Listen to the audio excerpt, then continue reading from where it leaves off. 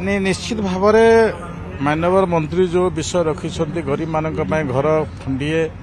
एवं से गरीब मान घर व्यवस्था को नहीं 10 लाख ये इनागुरेसन हम आम ओडिशा प्रदेश में अनेक थर प्रधानमंत्री एटिके आसी गरीब लोक मान घर देवार भी प्रतिश्रुति देइछंती 10 लाख रु अधिक हेब मु कारण पंचायत राज मिनिस्टर हिसाब से मुझे अनुमान करुछि आमे नुआ सेंसस हो पारि ना नुआ सेंसस हेले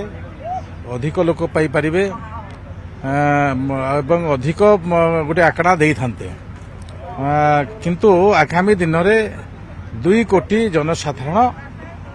भारत वर्षर घर पाइबे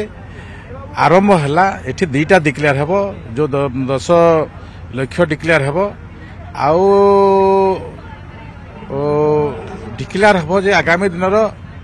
योजना कौन रहिबो जे को भाव हिताधिकारी चयन करा जिवो से हिताधिकारी चयन करिवार प्रक्रिया भी सिद्धांत हेबो से दृष्टि नहीं बहुत बड़ सौभाग्य ओडिशा प्रदेश पे एवं भारत वर्षर जनसाधारण भी बहुत गुड़े बड़ सुजोग पाइबे प्रधानमंत्री आवास घर पाइबा आम विगत दिन जो समस्या थिला समस्ते जानिछु एथर जे जो माने सिद्धांत करिवे ग्राम सभा पल्ली सभा को आम आधार करिछु किंतु सिद्धांत भितरे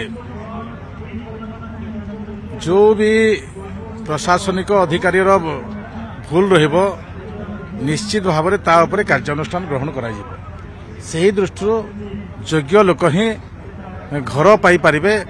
ए प्रकार विश्वास रखंतु एटा मु कहिबा पाई जे।